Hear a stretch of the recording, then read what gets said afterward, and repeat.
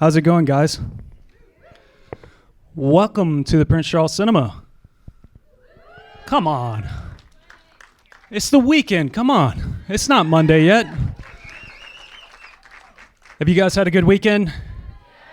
How many of you guys have been to the Alex Winter events all weekend long? Right on. So quite a few of you. Anybody at the meet and greet today? And then Bill and Ted's? And then this, obviously. And then the Lost Boys? And then Zappa? God, you guys are hardcore. Cool. That's really cool. Okay, so my name is Jonathan Foster. I work here at the Prince Charles Cinema doing PR and design. Part of my job is to make sure you guys come out, and that's cool. So thank you for coming out. I also run the weekly podcast, which is called the Pod Charles Cinecast. I'm going to ask, and most of you guys will be like, no. Does anyone listen? Oh, there's a couple. Cool. That's awesome. Sweet. Thanks for listening. So the reason why I'm teeing that up is because I am recording this for the podcast. So you guys can get as loud as you want, cheer on little moments that are happening. Basically, it's just going to be like a really rinky-dink slideshow presentation because we are the Prince Charles Cinema. No, we're better than that. It's going to be a really good slideshow presentation, yet it's still a slideshow. But anyway, I'm recording it, and it's going to be on the podcast, so if you listen, you can hear it back then, and you can hear yourself in the audience going, woo, or it might be, and the compression on it might just go. Okay, without any further ado, the reason why we are here today is to have an in conversation with Alex Winter.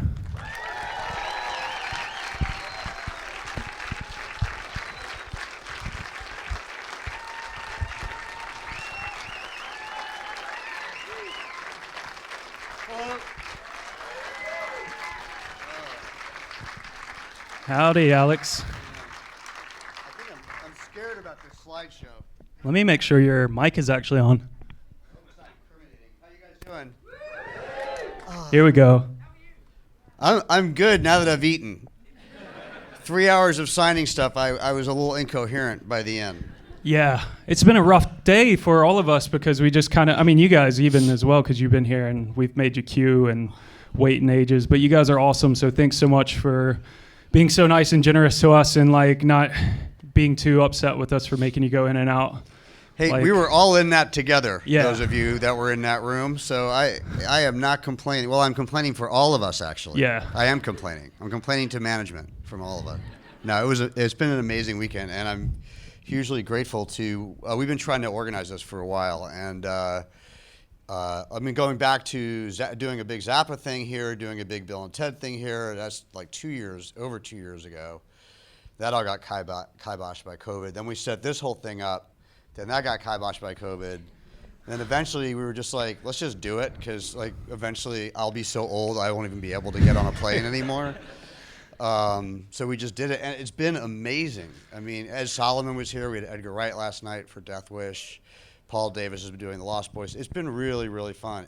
And just quickly before we jump in, because I know I'm supposed to be talking about my stuff, which is really kind of excruciating, but I'm just really grateful to all of you because it would be nothing to do if I got over here and there was no one here, right? So yeah, thank you guys very much for coming out for all of this. It's greatly appreciated. It meant a lot to Ed Solomon as well. So it was very moving for both of us to do the Bill and Ted screenings together. Yeah, did you guys get to come out, anybody, to the Ed Solomon shows? Yeah. Okay.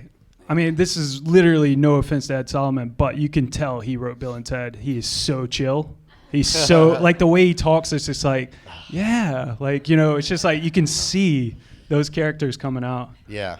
Yeah.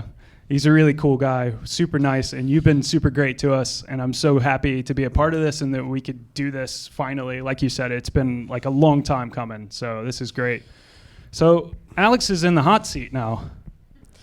Oh, brother. And the funny thing is he can actually kind of see what's coming up. You guys can't. I can actually see what he's about to show you. So there's some worse, I think. Yeah, it's I don't know. Maybe you could just you just don't even if you don't look at all, then you won't even know what's on the screen behind you. Yeah, I could play with my phone while you guys do this. I'm going to play Tetris while you guys do this. You have Tetris on your phone? Dude, Probably. We could be doing that right now. Like, I mean, sorry guys, but it'd be a lot more fun. Yeah. I'm just joking. All right, so Alex, you are returning home. You were born here in London. Did anyone know that? Yeah, he's a London-born boy. Yeah, but I've spent a lot of time here. I mean, I left when I was 5 and then came back here and worked here for quite some time. So this has kind of been my second home for a long time. Do you have any memories of when you were young in London? Or oh, sure. Yeah, of course. Because I know you're quite young when you left. But I was, but I have those all memories. I took my 12-year-old, I brought him over with me. He's never left the country before, and he's been having an amazing time. But I took him to where the building that I was actually born at home. My mom had such a bad experience with the national health with my brother that she's like, I'm not going back to a hospital. So I'm like, I'm not getting out of bed. You're coming out here.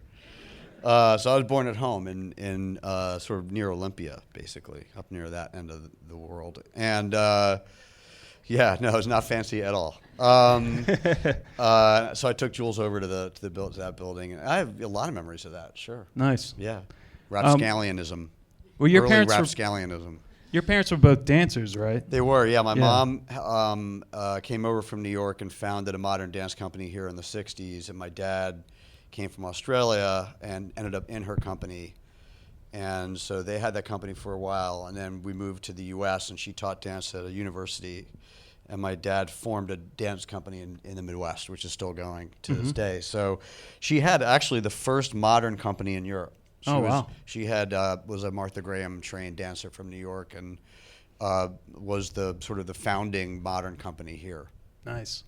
Yeah. Did they get little Alex dancing? I started dancing at 3. Wow. I did. And I was so bad, they were like, you're not following in our footsteps. I think by 4, there was like an edict. It wasn't a question, it was a statement. But I tapped a lot. I was a Broadway brat. I started acting professionally at 9, and I ended up on Broadway by 12. Here we go. So we have little... That's actually late. I mean, it's funnily enough, I'm like, that's like 5 years into me working. I was so teeny. But that's Peter Pan. Yeah, and you started with The King and I? Started with King and I with Yul Brynner, yeah. Which is amazing, Yul Brynner. What was that like, working with Yul Brynner? Yeah, it was incredible. It was like stars of another era. It wasn't, funnily enough, dissimilar to working with Bronson on Death Wish. It was just the same kind of person from the same kind of era of Hollywood. Very genteel, very professional, I wouldn't say modest isn't the word, but not arrogant, but just very down to earth, grounded, but still the presence was pretty big. And Brynner basically directed those shows, even though he didn't take credit. So he hired me, he ran the auditions and all that. So I did King and I on Broadway, then I did the national tour of that, and then I came back and did Peter Pan. I was on Broadway for like 4.5 years, basically, all the way through high school. Yeah, and you went to high school around about New Jersey, yeah. Right? Yeah. I didn't want to go to professional children's school, so I went to a regular public high school in New Jersey, and took the bus in. It did 8 shows a week. Wow. In the city from Jersey. Yeah. Were you doing any other extracurricular, like any sports or anything? Yeah, I played soccer. I was from here. Like football was a big thing in our household. I was really, really bad. I mean, I was literally doing 8 shows a week. I was not exactly like out on a pitch, right? I was literally on a bus or on a stage. So, but I had fun. But I was really a theater kid, so that's what I was doing all through school. So what was it like once you transitioned from as a child star, like you start to get into... I wasn't a star. I mean, I had good supporting roles in those shows, but I was not a child. I wasn't like Macaulay Culkin or something. Working in the showbiz as a child. Yeah. But like at one point, did you like know that that's what you wanted to do, that you wanted to be in show business and entertain people? I mean, I liked the performing arts since I was really, really like 5. I started acting professionally by 9. So I was doing quasi-professional stuff at like 8 and 9, mostly theater and then some TV and things like that. But I started saving up money for film school. I wanted to go to film school. I didn't want to study acting. I wanted to study directing and writing. So I saved up my money and put myself through NYU. And here we go. You and your partner that you met in school, Tom Stern. Yeah. And that's you. This about what age would you have been? That's That's actually, interestingly enough, my friend. I was a film major and a photo minor at NYU, and I had a job at NYU. I worked what's called the Cage, which is where you check stuff in and out, and that allowed you.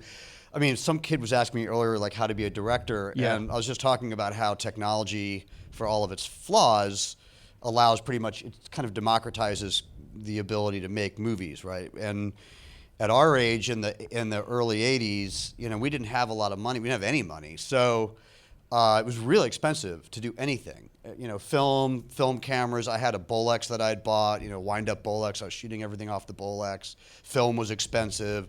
Processing. If you wanted to do a fade, you guys probably don't know this, but if you wanted to do a fade, it was an optical effect. You know, when you're 19, you're like, oh, do I want to spend the money on an optical effect, or do I want to buy dinner, you know, like food for the next 2 weeks? And you had to do like a grease pencil mark, and that was your fade. So it was really labor intensive. And so by working in the cage, I could use all their equipment all the time for free. And that was shot actually for my Lost Boys audition. Oh, was it? Okay. My friend Peter Orth, who's a photographer, we shot that at NYU in the studio at like 3 in the morning. Marion, the casting director, wanted to see me in a biker jacket. Oh, okay. And I didn't own one, and Peter did. So we just got his biker jacket and like hit the studio at like 2 in the morning and photographed me in a biker jacket. My friend's band, Blended Eat God, they were an SST punk band from back in the day. And that's what we sent off for the Lost Boys thing. Amazing. Yeah, Well, so I would have been 19. We'll get into the other jacket from the Lost Boys. That got swapped out for a more ornate thing. Well, what was it like meeting Tom Stern? Well, Tom and I met freshman year of NYU. We met day one at registration. And, you know, like I said, we were both really ambitious, and we wanted to make films. It was really expensive to make films. So we, about 3/4 of the way through our freshman year, we decided to start pooling our money and making films together. And we did that initially out of economics, right? It was like, if you give me all your money, it was like kids in like a tree house, right? Like if you give me all of your, you know, whatever, pixie sticks, and I give you all of mine, we'll have double the amount of pixie sticks. It was kind of like that. So we started making movies together, and we really enjoyed it. And our classes really enjoyed it. They were kind of crowd-pleasing movies. And we ended up making a film our sophomore year of NYU, which we got like an F on because it took us 2 years to make. And that was this movie called Squeal of Death. Yeah. And some people know that it's been all over the internet for years. And that eventually became our calling card out to Hollywood. Sam Raimi saw it. He loved it. He was like, come out, I'll try to help you get a deal. And that was just our sophomore year film project, basically. Nice. Okay, so you've transitioned. You were acting a lot. You're still acting a bit here and there, and you're going out for auditions. You mentioned in some of your Q&As that you were purely going on some auditions just to meet directors and talk to them. But what was your turning point for you to be like, I want to be a filmmaker? And what kind of path did you see yourself going down? Like, because we know you're doing documentaries and stuff now, and you've had a really good run of that. But back then, was there any sort of different aspirations? I just knew I wanted to make films and I wanted to write, and I really liked acting, but I didn't really want to stop acting at that point. It really wasn't until my mid-20s that I'd been doing it so long, because I'd started so young, that I frankly just needed a break. A lot of child actors need a break, and I didn't even realize that till I did a doc for HBO, which was on Sky about a year ago, called Showbiz Kids, about children in show business, and it was the whole kind of thrust of that doc was to just try to create a conversation amongst child actors across time. So it's as if it's one interview from like 1910 to present, sort of as a collage through different actors, because all of our stories were identical. I interviewed a woman who was 100 years old who had been a huge silent movie child star. And we were laughing because our stories were literally almost identical in terms of our life trajectories and having to get out of the business for a while and kind of clear our heads and then come back later, which is really what I did. So I wanted to direct when I was 9. I started making movies like a lot of people. I was talking to Edgar about this yesterday. A lot of filmmakers start making movies really young. You know, if you're a parent, you got a kid that's like making stuff on their iPhone or whatever, and it's good or even decent, there's a good chance they may keep doing that, you know. So that's how I didn't really have any revelations at film school. I was mostly wanting to soak up as much as I could there, and I was paying my way through school. Like, I didn't come from a family with money, so I was like doing commercials. I was doing anything I could acting-wise to keep paying my rent and my tuition, and that's how I ended up in Death Wish 3. It was literally my summer job between sophomore and junior year, and it was what paid for my junior year. So I let Michael Winter almost kill me in order to be able to stay at NYU. Most people get jobs like doing fast food or mowing lawns or whatever on their summer vacation, but if you're ever faced with the choice, well, he's dead now, but if you had been faced with the choice between a restaurant job like as a fry cook and working for Michael Winter, I would argue vigorously to take the former and avoid the latter. Yeah, so who was here last night for Death Wish?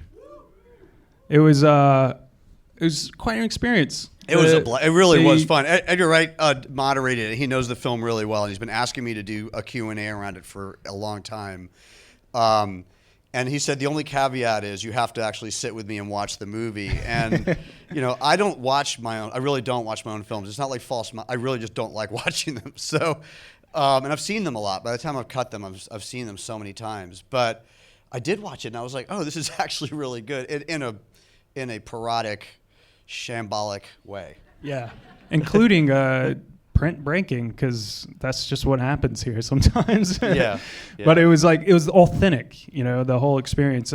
So yeah, like was it just weird looking back on that experience and having all those memories? I have a really floating small back? part, but we shot it in England, and I was out here for a really long time doing it, and it was a really fun summer. And I made a lot of really good friends, and I was working on a lot of NYU film projects while I was here, so I was just kind of doing work and shipping it back to the States. But my focus at that time was really not on act. I mean, it's not an acting role, It really isn't. I mean, I'm basically just standing around trying to look tough, and I don't ever look tough no matter what I do. So, because I'm not, I think, as it happens. And you're also meant to be a Mexican gang member. Yeah, it's supposed to be. My name is Hermosa.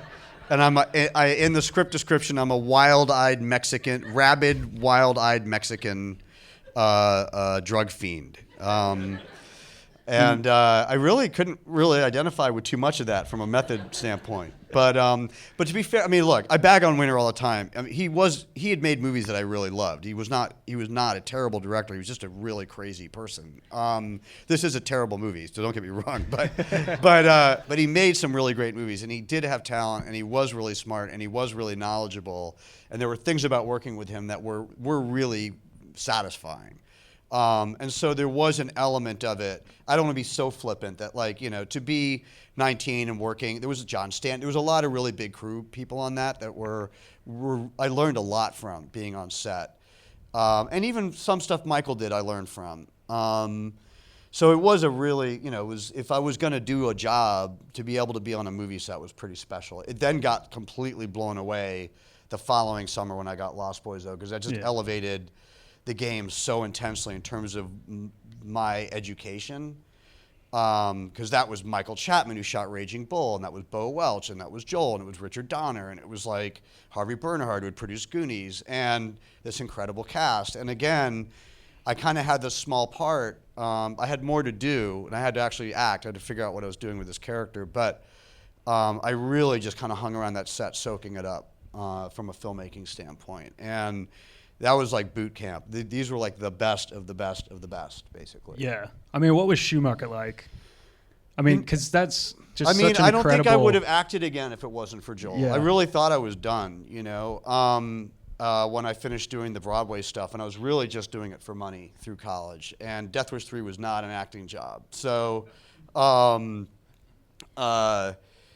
he really instilled a lot of confidence in me through the audition process. And it was very influential for me, and very, sort of a helpful mentor to have. It was just like, look, you can do this film stuff whenever you want, but you shouldn't stop acting if at all possible. You should just keep going. And that sort of kept me going through Bill and Ted. By the time I'd finished the Bill and Ted, that was like 4 or 5 years later. I really did need a break from my mental health at that point. So. Well, Alex has been such a champ this entire weekend, and he told a story last night during the Lost Boys Q&A about how he's just always on time, and not on time, but he's early, and he's been really early for us, and he's been like here. We've never been like, oh my God, where's Alex? When we're ready to go, he's always ready to go. He's always here in perfect time. But one of the things that he was early for was the costumes.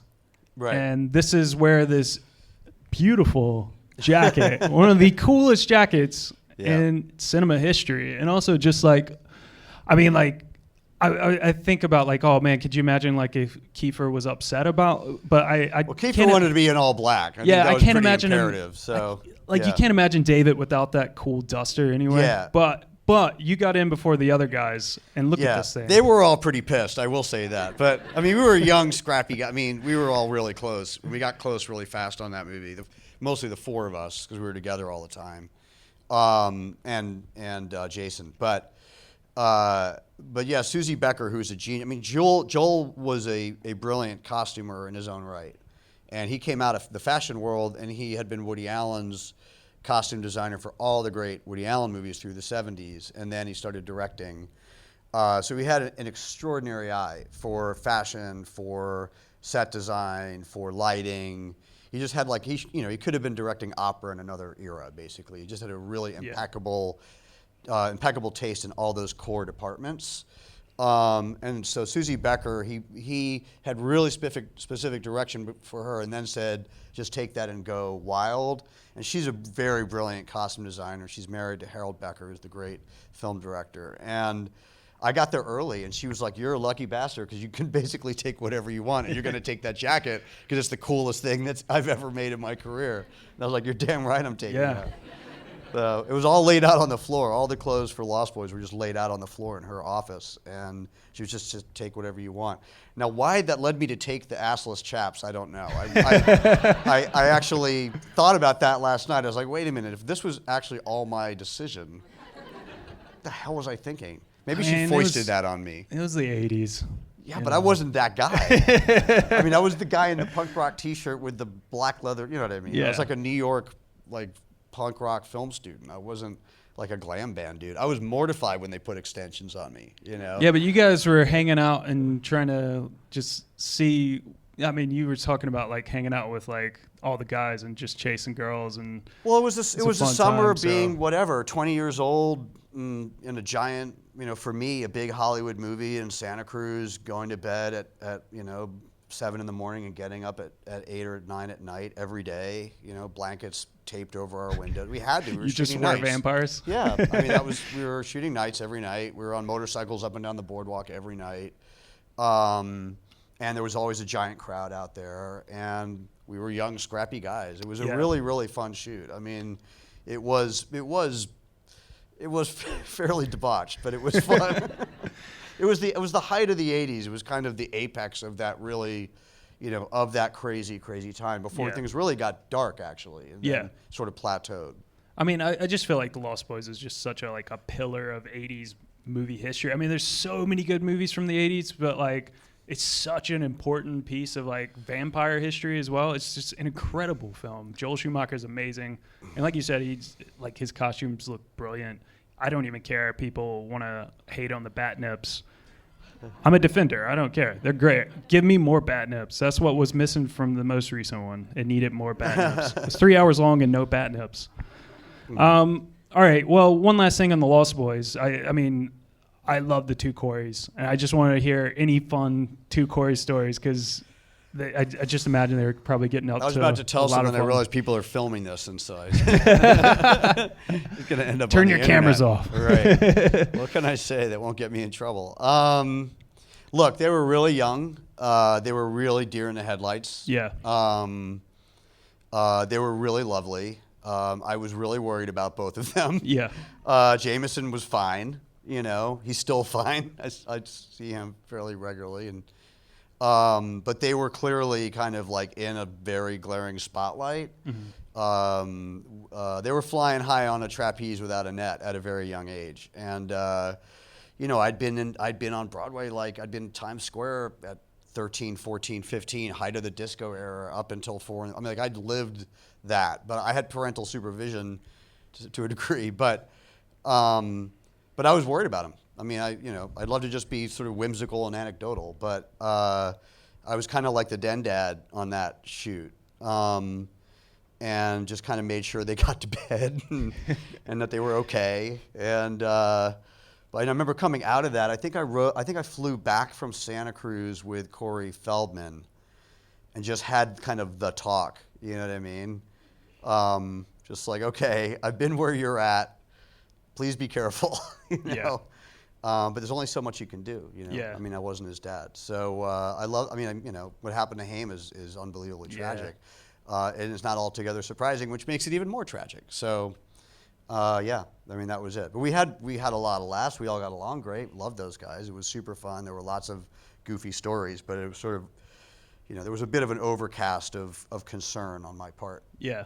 Well, they also sent you to the hospital too, didn't they? Yeah, but that was all those little buggers. That was an accident. Yeah, in my death scene, I had to fly from the ceiling into this mound of dirt, and it was like a stunt man and then a body double, and then me, and with these giant like rock hard contact lenses, which is how they were in the '80s. Now they're like super light, and you don't even feel them. And all the Corys just like kicking dirt into my face while I'm screaming, and they scratched my cornea and sent me to the hospital. So. That was super fun. Yeah. All right. Do you guys want to see something kind of silly? All right. So, Tom Stern, you've been like out in L.A. You went out to do this film, The Lost Boys. Tom Stern eventually sort of makes his way out, and you guys start getting the band back together, if you will, to make some more movies and stuff. Mm-hmm. Some of the people that you met along the way were the Butthole Surfers. Mm-hmm. We started doing music videos really early, like even in college. Mm-hmm. And we were doing like big music videos, and then we were doing like more renegade avant-garde stuff. We did videos for the Chili Peppers and Ice Cube, and this is all like mid to late 80s. And but we were also really big fans of the Butthole Surfers, which is a kind of a sort of a punk band from that era. Not really, but alt rock, I guess you'd call it now. And we actually wrote a movie with Gibby Haynes. What became Freaked, our movie Freaked, was originally like this down and dirty. We actually tried to get Raimi to produce it because we had a couple of projects with Raimi at the time that he was trying to produce. And it was like we wrote it to be like a $200,000 like punk rock horror movie, basically. With the Butthole Surfers as like a family of cannibals that turn people into freaks. And we wrote it with Gibby, and it was going to be all their music throughout. And so we made a short film that was it's actually a music video with a story wrapped around it. Actually, I teed that up a little too early because I did have a couple of clips of your music videos. I mean, you guys did Red Hot Chili Peppers. I forgot I added this in kind of at the last minute. So yeah, you did a couple of Red Hot Chili Pepper videos. You were in one, right? I was in a couple, and we directed one. Yeah. I'm in Knock Me Down and Higher Ground. Yeah. And then you also worked with this gentleman here. Ice Cube. Yeah, we did that one. Who's the Mac? Who was the Mac? Yeah, that's DJ Pooh. He was a stalwart buddy of Cube's. Yeah, I feel like I used to see him in a lot of stuff. Yeah. Maybe. But yeah, what was Ice Cube like? He was great. I mean, I've seen him around. He's great. Yeah. He was great. I mean, even then, it was really clear that he was going to do just fine. He was really smart. He was really entrepreneurial. We had a lot of fun. I mean, he was very, very professional. So there was nothing wacky about it. All right, what I initially meant to get to was because you had mentioned basically you guys shot this like music video that was a bit like 10 minutes or so. Mm-hmm. I've got like a bit of a super cut of it. It's called Barbecue Movie or Entering Texas. Entering Texas, yeah. Day one of our vacation. Enjoy this. And here we are. Who's seen this before? Yeah, that's Oscar winner John Hawkes actually is the lead in it. Yeah, John Hawkes is in this. That's a lie, son. Keep your eyes.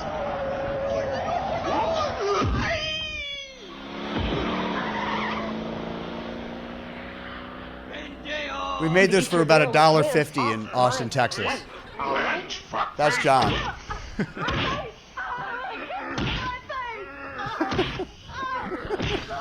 You could definitely see like some Raimi influence as well. It's everything. It's all of our crazy gonzo style from that era. Yeah. I don't know about this. Well, it does say family style. Bang, bang, bang, your dick on it. It's special grease. Special grease.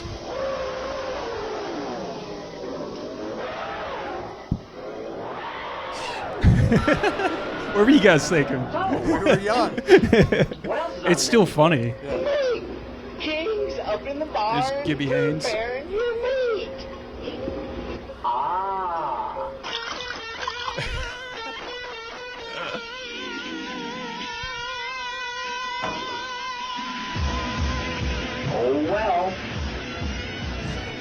Cheers to us, honey. Down the hatch.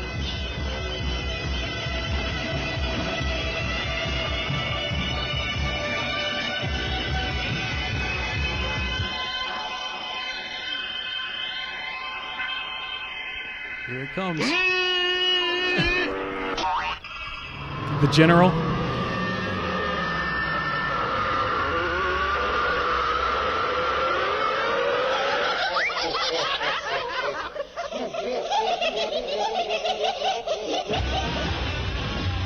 And there's a music video for like 10 minutes. It's just chaos. It's so cool, though. I mean, the Butthole Surfers are hilarious. I feel like I saw that like years ago. My friend was I was into punk rock and stuff, and my friend was a big Butthole Surfers fan. And I believe he showed it to me, but I had no idea that you had anything to do with it. Right. You know, so like coming back to doing this and then like just rediscovering that was just a blast from the past. That's awesome. I once had a teacher who tried to sell me a Butthole Surfers CD. She was about 70 years old, wore a motorcycle, jacket and drove a Harley to school. Right. And saw that I was wearing a leather coat one day and was just like, "Hey, I got a CD you might want." And I was like, "What's that?" She was like, "It's the Butthole Surfers." And she never brought it to work. Right. So I never She never got lose to buy her it. job, I'm sure. All right, so next up, of course, these lovely fellows. What was it like meeting Keanu Reeves? We were just two young goofuses, you know. He had come in from Toronto, I'd come in from New York. We were very new to LA. Found each other in like first day of auditions, and I had a motorcycle helmet, and he had a motorcycle helmet, and we both played bass. And I think like even around the first audition, we just went off and jammed double bass. So we were two morons from the get-go. The audition process took so long, we just became friends over the audition process, not even knowing we were going to end up playing the parts together. Yeah. The way the Bill and Ted audition process went, which was not orthodox, was we just kept getting paired off with other people. Yeah. So, you know, he'd be doing different roles, you'd be working with different actors, and it just took months and months and months and months and months until they paired it down to the two of us. And it was kind of circular because we'd started out somewhat together in the early auditions, and then we sort of got broken off and we're with all these other people, and we sort of ended up kind of back together again. But by then we were really close friends. So it was this weird process. We were like, oh, we're actually going to go do this movie together now. But, you know, I just think had both come from somewhat similar backgrounds. He had done a lot of theater and had come from a similar family to me. And when you're young and in Hollywood and you're on the kind of the audition circuit, it's you're often seeing the same people, you know, the same sort of 5 people in the waiting room for the same part every day. And in our case, it was just like finding a kindred spirit a little bit. Yeah. You know, because it's a very high pressure environment. And so we sort of were friends from that circuit. Yeah, I mean, you're just kind of like forced into it, but like it works anyway because you're just very, you know, like you said, kindred spirits. It just makes sense. We just had a rapport. So Yeah. it was, you know, and we also, I think, had a really similar way of coming at the characters. I think that was, as far as the parts went, you know, it was a time when, I said this earlier, it was a time when, you know, if you were a young actor, a lot of the roles were really terrible and really not very well written and not very intelligent. And the sort of goofy teen comedies were kind of tawdry and lame, and or they were sort of John Hughes knockoffs, and you know there was no sort of innocence or fun or physicality. And because we both came from theater, we were both sort of innately physical actors, but we also didn't play it. We didn't play it arch.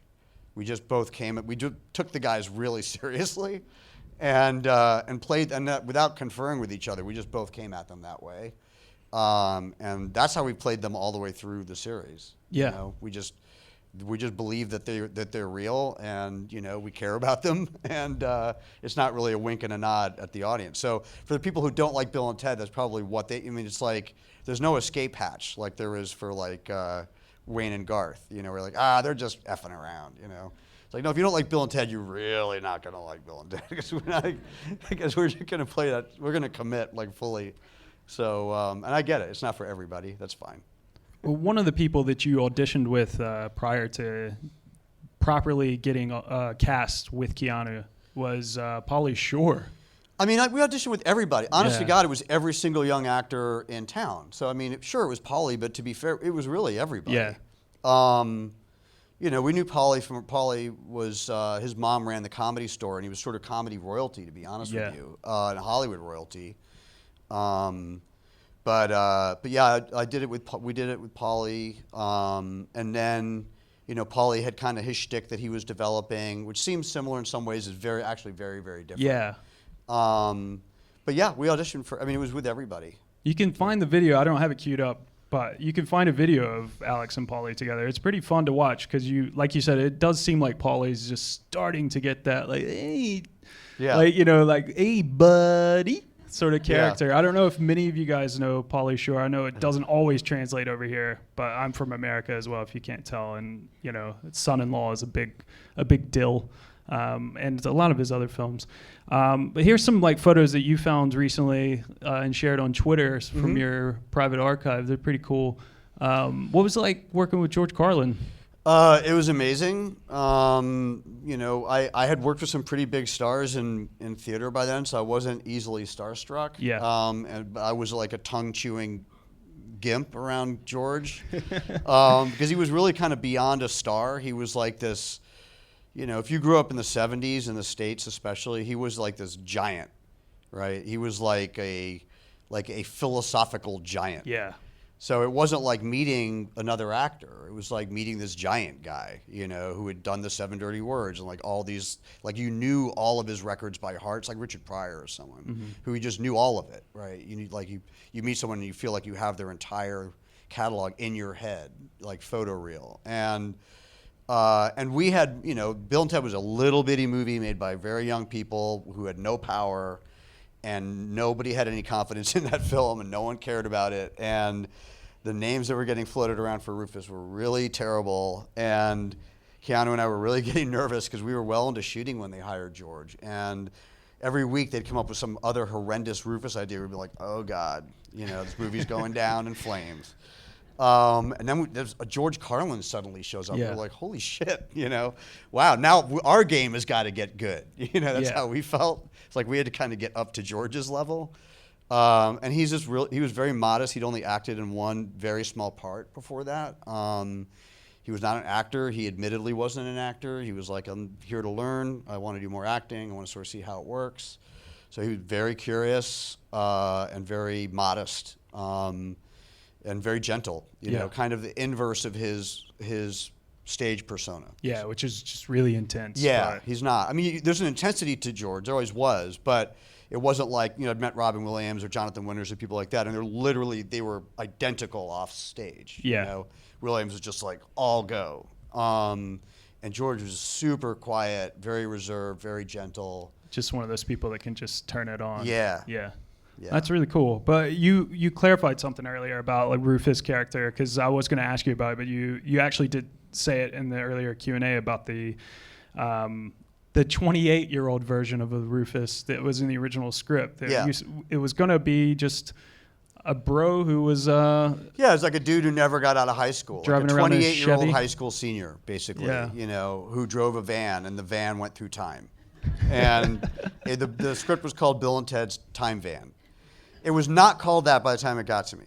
By the time it got to me, they were well ensconced in their Doctor Who ripoff. But originally, it was Bill and Ted. No, I'm just kidding. These guys did not know what Doctor. So I'm from here, you know. Like I've got friends who worked on Doctor Who in the '60s. Like when I was 5, I was like looking at Daleks at BBC, you know. So I was totally versed in it. But they were like, "What? What is that?" I think it's Jesus. still like, no wonder the Brits hate Americans so much. What do you mean, man? It's not over here. It doesn't exist. You know? I think it's still pretty niche in America as well. No, it's not. No, I mean, no, no. You know, not I guess since the reboots. No. with It's the internet and huge. stuff, it's bigger. Not even the but- internet. It's not. The revamped versions, going back a ways now, have been giant. But the sort of scarf-wearing Doctor Who I grew up with is wholly unknown in the U.S. And I would argue most people in the U.S. don't know Doctor Who pre the kind of rebooty Doctor Who of the last decade or so. Yeah, which, to be fair, I haven't been around for the last decade. I've been over here, so Right. yeah, I don't it's, know it's, what's it's going on big over over there. there. Yeah. From all I see, it's just Trump and stuff. All right, so next stop, it's you guys make another Bogus Journey.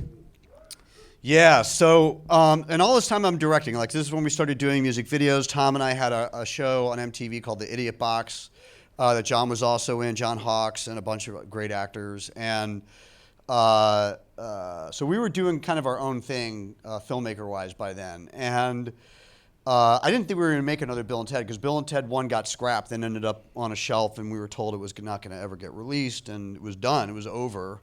And then a little company bought it out of bankruptcy and put it, and then it just took off. So it was a total surprise. It was late. It was well after a year and change after it was supposed to come out that it eventually came out. So I'd written it off. In fact, I was making Entering Texas in Austin the weekend that Bill and Ted 1 came out. Yeah. And it was a real watershed moment for me, because I was just filmmaking, you know, and auditioning and stuff, but not really that serious about acting. And I remember walking into like a diner, and everyone in the diner stopped and looked at me, and I was like, "Oh, holy shit!" And it was the weekend that Bill and Ted opened, and it opened really big, and it completely changed my life. Like, from then on, my life was completely different, and so I started dealing with the fact that I was now kind of known, and had to kind of navigate what I was going to do with that. And I was sort of ambivalent about it. I kind of didn't really want it in a way. I was really happy about the success of Bill and Ted, but I didn't really like the public attention. Yeah. So when they came to us for Bill and Ted 2, Keanu and I were both kind of like, I don't know, like, do we need, like, and he and I were really tight at that point. He was often like total movie star by then, Yeah. you know? And really cooking with gas in that way, and very focused on that career. And I was really just shooting music videos and commercials and focused on getting a feature off the ground as a director. And we were just like, I don't know. And we had a dinner with Chris and Ed, the writers, and they were like, look, the studio wants us to make a movie where now you go to England and get historical figures. Well, like, they had a really imaginative idea for the sequel, right? They would have really pissed off the Doctor Who. Now, that would have really added salt. We have to see this blue box that you... And we were like, I don't know. They're like, don't worry, we don't want to do that either. And they pitched us this, and they were like, we've got an idea for a movie called Bill and Ted Go to Hell. You die on page 12. We were just like, what? There's no phone booth. There's no time travel. We were like, we're so in. Like, and it's my favorite movie of the trilogy. I think it's amazing, that movie. Peter Hewitt directed it, Yeah. a fellow Brit. Amazing crew. Really ballsy script. I get to play my grandmother. I love acting in prosthetic makeup. I really do. It's something probably wrong with me. And I just think it's a great movie. I really do. It's like, I like Bill and Ted 1 a lot. I much prefer 2. And it was more fun to act in. I felt it was a better script in some ways. It was a more imaginative script, much more my sense of humor. And then off of that, we ended up sort of propelling into making our own film. Which was Freaked. Yeah. Quickly before we move towards... Yeah. Oh, yeah, I don't mean Freaked. to rush you through Yeah. this. I mean, Oh, no. I'll get to like where I'm at right Yeah. now with my kid in 5 minutes. Yeah. And then I became 55, 56 years old, and I don't know what happened. What was it like working with William Sadler's death? Because he'd just come off of like Die Hard 2, I mean, right? it's just great. It's like, and it's great when you're young, and I mean, this is, again, it's gonna sound falsely modest, but it's exhausting carrying. It's hard carrying a movie, and it's stressful, right? Mm-hmm. It's not to say you don't want to do it. Like, it's also really fun and gratifying. It's not all negative. It's just hard. So when you've got someone like Sadler, which we didn't really have anything like this on Bill and Ted. We kind of had it with Terry, who played Napoleon, but there was less sort of interaction in a way, because he kind of veers off into a subplot from us. But with Sadler, he was so good and so seasoned that we were just like, awesome. Like, we've got someone else who's sort of like holding the weight of the movie. And we knew when we did that scene with him, and the way that Hewitt had designed it, the sort of Bergman knockoff thing that we do where we play all the games with him, we knew that was going to be a great scene. And it was just because of Peter, to put credit where it's due, the way he had designed it, but it's just Billy's scene. Yeah. And he just kills it, you know? Yeah, he came up with a lot of his stuff as well, right? Like, just I mean, things he's here and ad-libbing there. like crazy, and he's just fantastic, you know. And he was also, like I said, and I don't expect it. It's not even necessarily always my cup of tea. I don't expect everyone to love Bill and Ted movies, right? Yeah. They're really specific. If you don't, I get it. They're incredibly silly and gratingly annoying in a way that we like, right? It's kind of trolling movies, especially too, where we really are just like evil Bill and Ted are just up in everyone's shit all the time. So Josh Ackland hated us. I mean, he hated us, and I mean he hated like us personally, like not the characters, not in character. Whereas Sadler was just all in. Yeah. And working with him on 3 was very, very. I mean, I've known Billy really well all these years. Billy's in Freaked, and like we see each other and everything.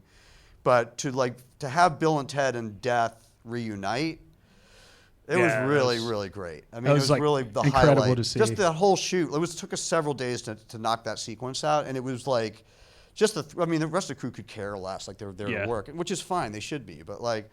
Me and Billy and Keanu were just like, God damn, this is so good to be like Bill and Ted and Death again, Yeah.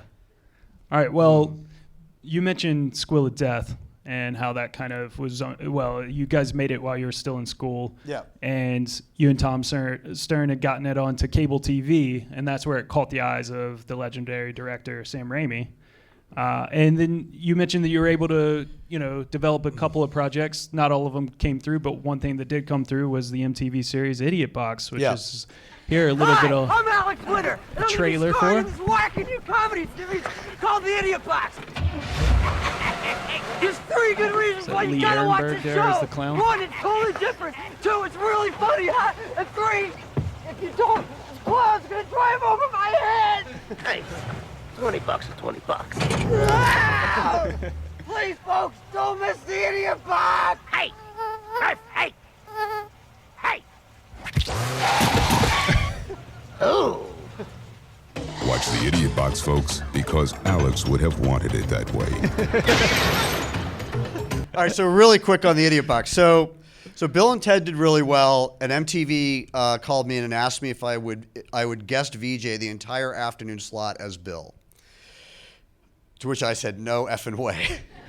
However, I have this script, and we had an anthology comedy that we wrote for Sam Raimi and his producing partner, Rob Tappert, and literally me and Tom and Sam and Rob had been going like studio to studio for months trying to sell this thing, and nobody wanted it. And it was this incredibly violent sketch comedy movie. It was an anthology comedy, and nobody wanted to make an anthology comedy at that point. So sort of off the cuff, when I was in the meeting with MTV, it was like, we've got a sketch comedy show. Like, could we do that? We sent them the script. We broke the script up so it looked like a TV show, because it was really just a movie.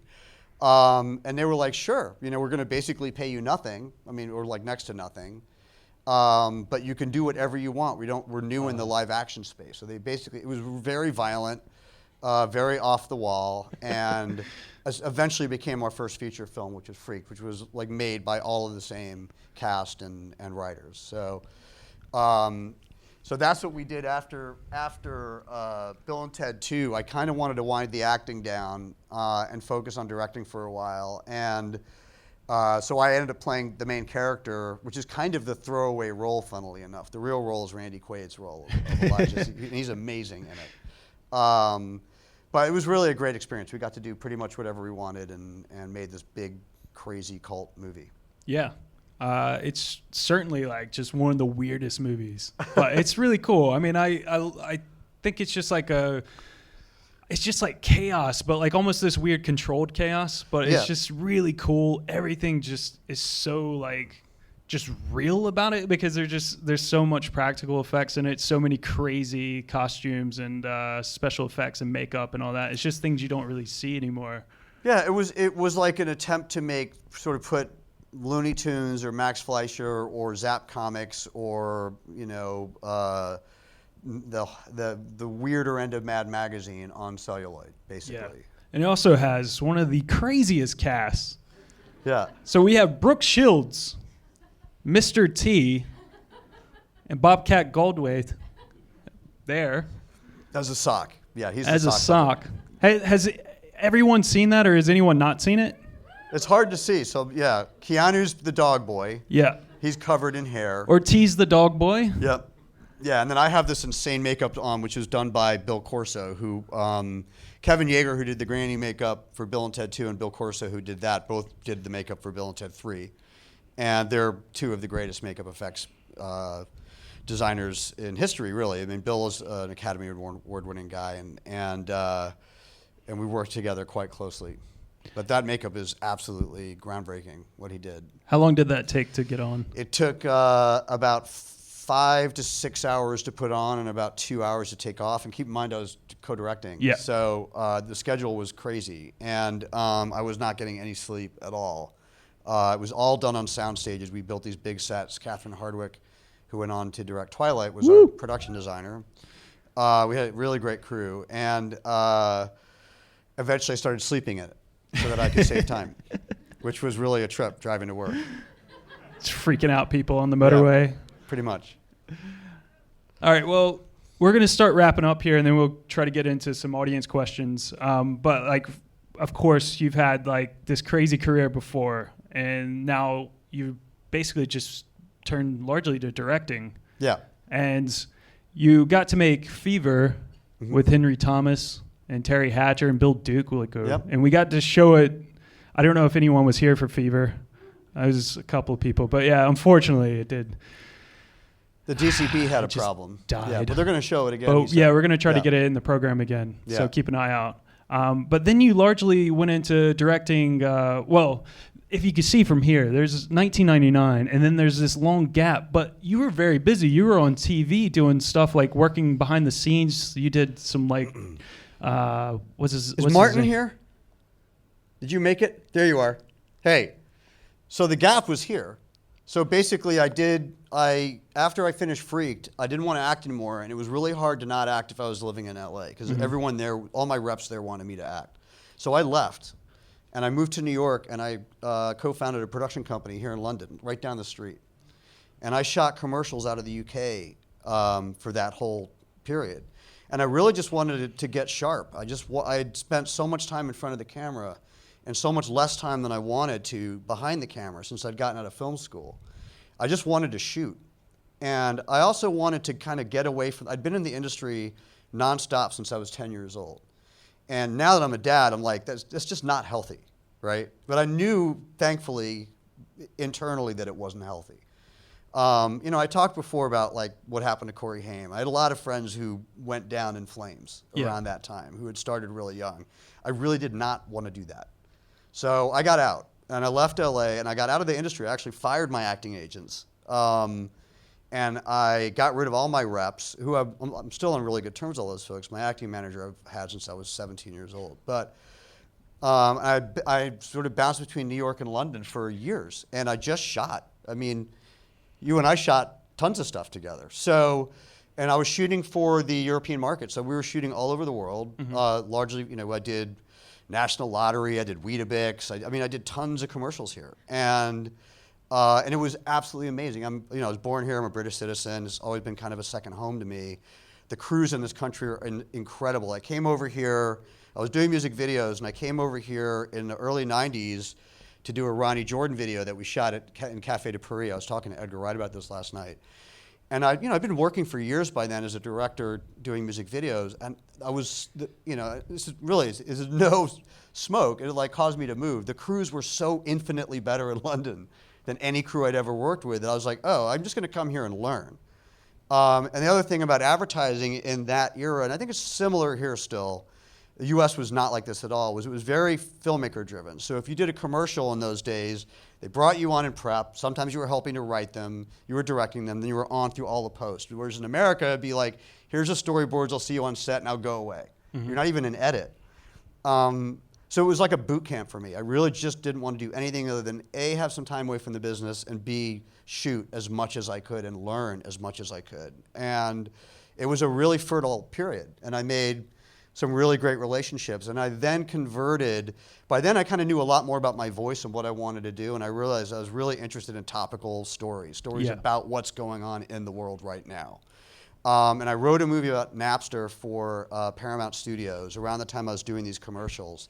And I met the guys from Napster as they were getting sort of crushed by the record industry, and I was very interested in technology and what it was about to do to the world for good and ill. And I didn't want to not tell the story. And that studio script, which is very common, the entire team at Paramount that had brought me in got fired. So it went into turnaround, which just means it's just a nice way of saying it's never going to get made. And I didn't want to not make it, so I thought, it'd be really easy to make as a doc because I knew everybody because I'd written the script.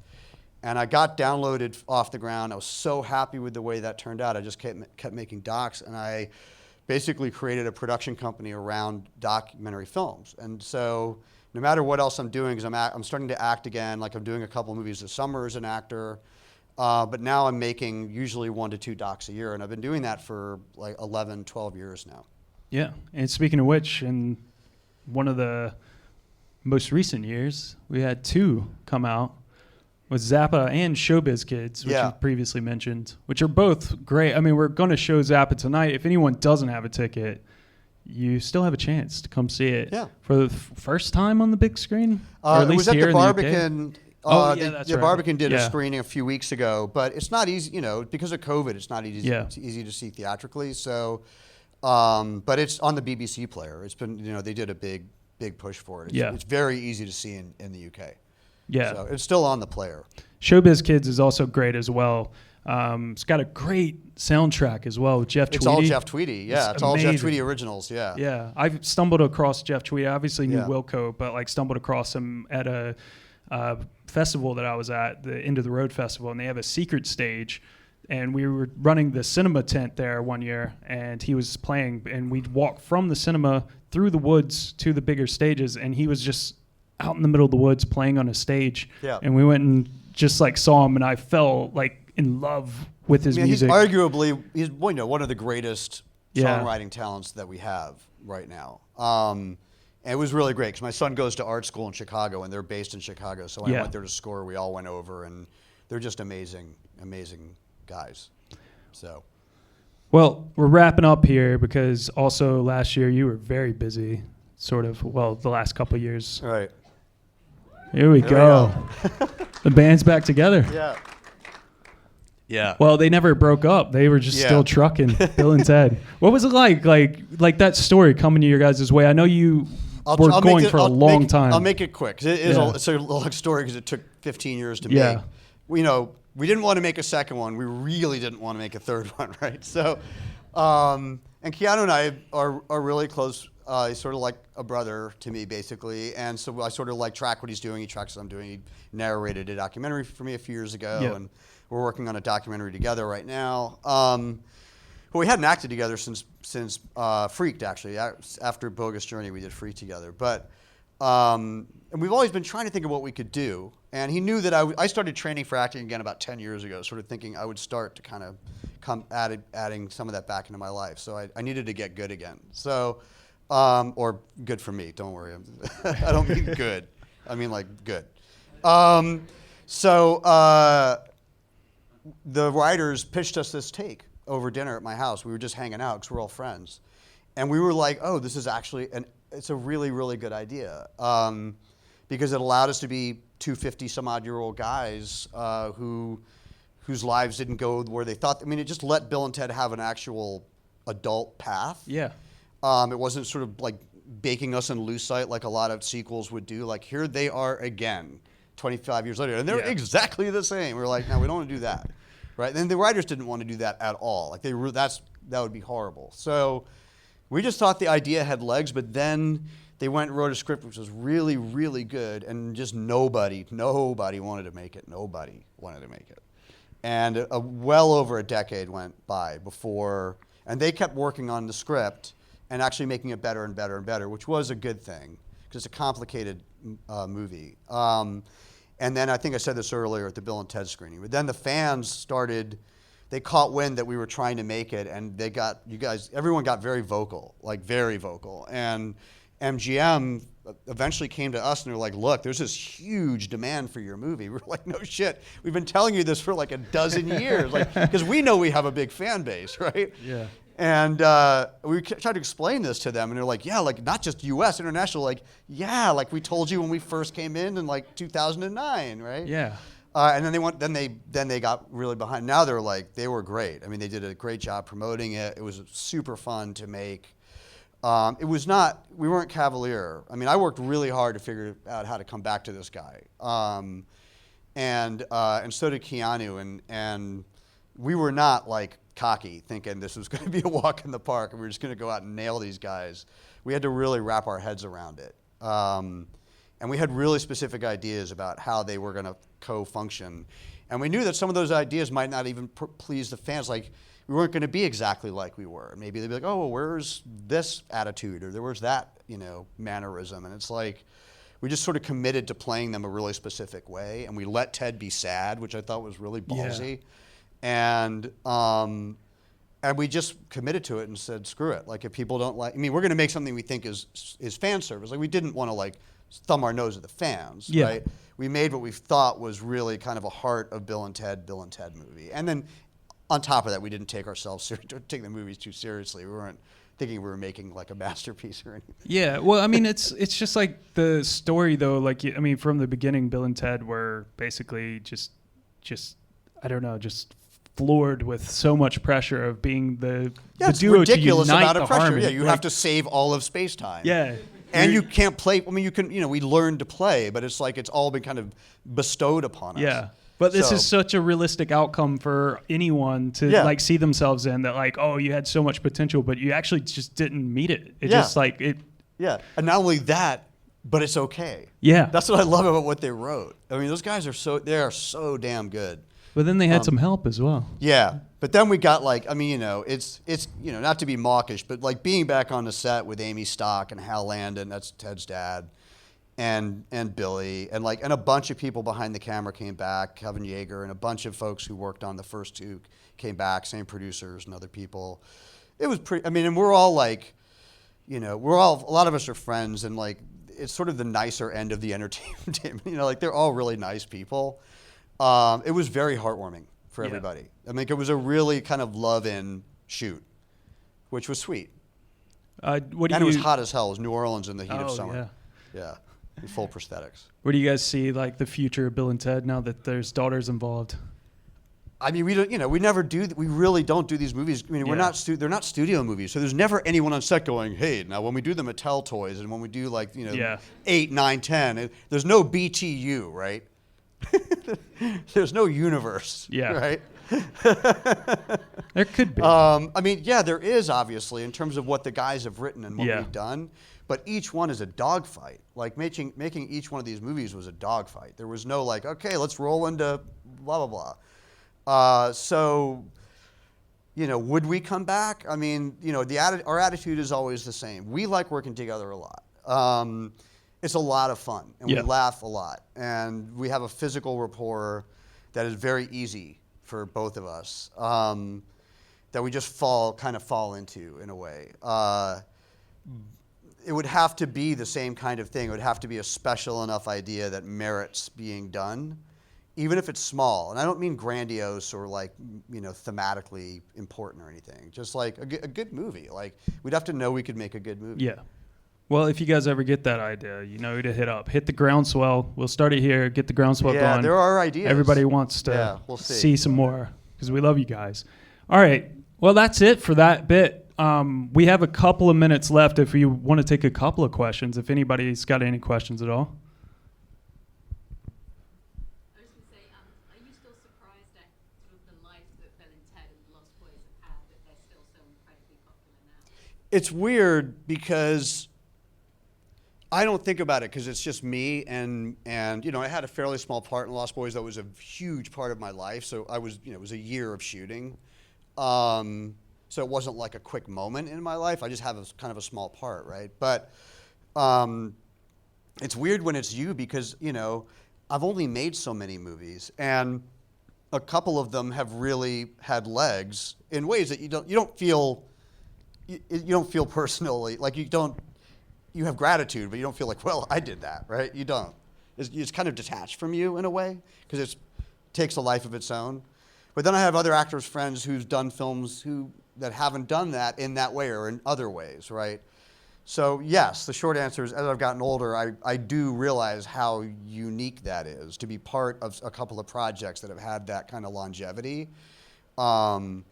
I mean, and all you have is gratitude for it. Like, I do find it funny, especially since I do like serious docs, and I'm often at very serious film festivals where people are very snobby, and they're like, oh, I guess it sucks that you have to be Bill, right? And I'm like, no.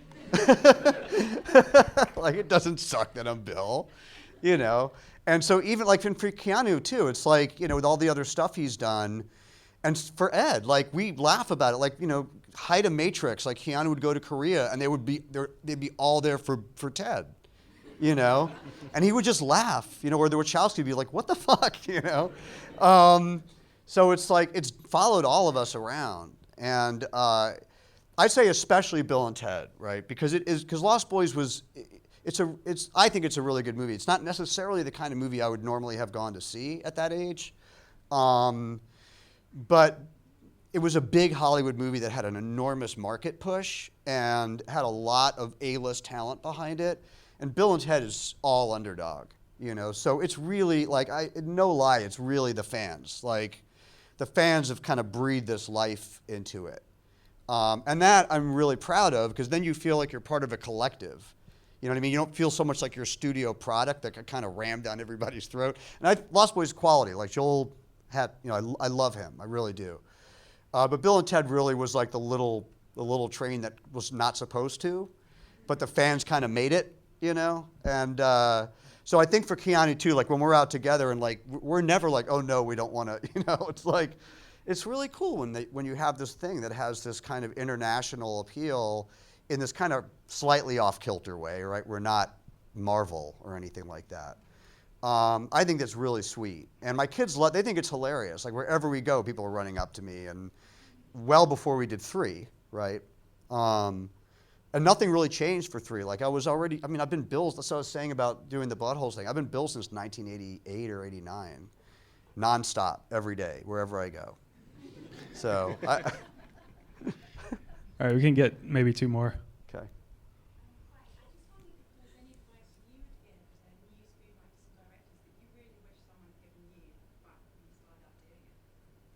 If there's any advice that you would like to give to screenwriters or filmmakers that you wish you could have gotten when you were younger and starting out. The industry's changed so much. I mean, like the basic thing that I've realized, which is like, it's almost not like pointless advice, but it's the kind of thing your parents tell you when you're a kid that you're just like, what? It's so simple or dumb or cliche that you don't listen to it. And then like 30 years later, you're like, oh shit, that's what I was supposed to be doing, right? And that's kind of it, because there's a tenacity, perseverance component to the industry.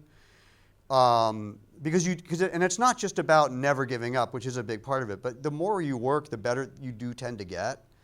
I think Stephen King, he's got that great book on writing. It's like one of the best books on like doing anything creative.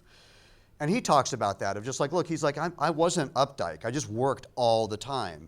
Like, and I'm not Stephen King. That guy's a genius, but he sort of refutes this idea of genius, and he's just like, just work and work and work and work, have life experience.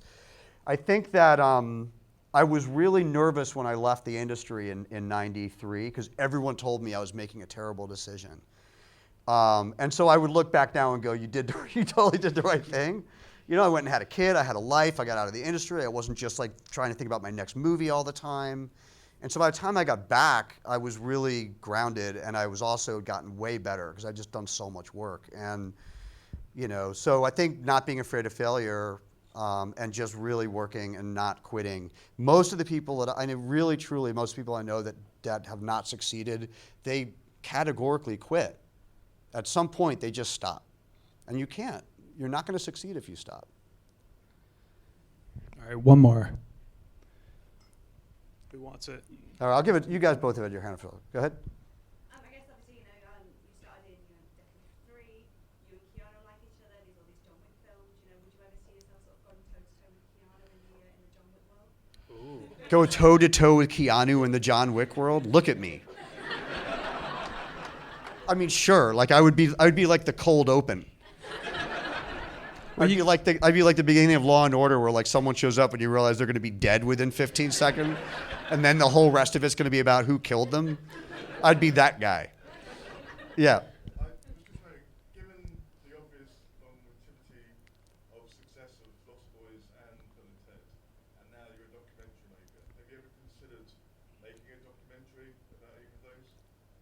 Making a documentary about what?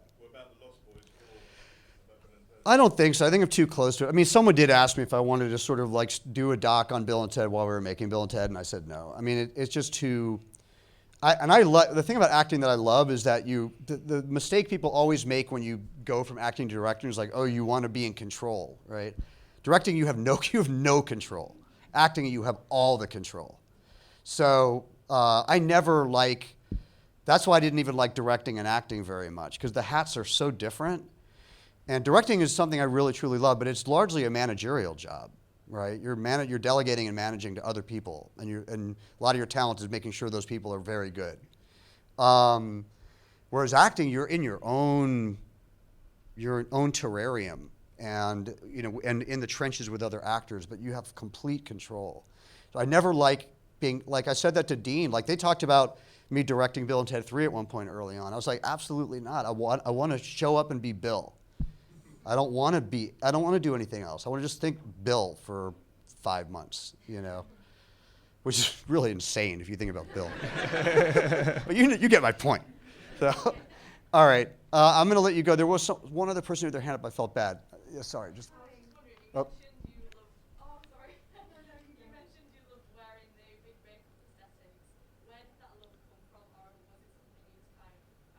I started making movies when I was like 8 or 9 years old, and even I was really into Dick Smith and like makeup when I was a little kid, and I would go to the local store and get latex and actually make like old man makeup on myself when I was like 9, 10, 11 years old.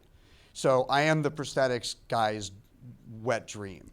Like I'm like Keanu for whatever we're doing, the old man and Bill and Ted, whatever. Like he's just like every second of it, I'm just like, bring on the glue. Bring on the latex, bring on the hair.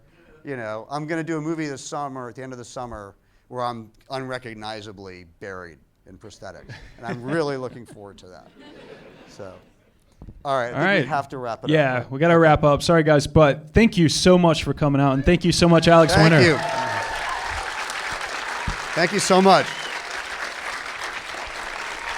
Thank you.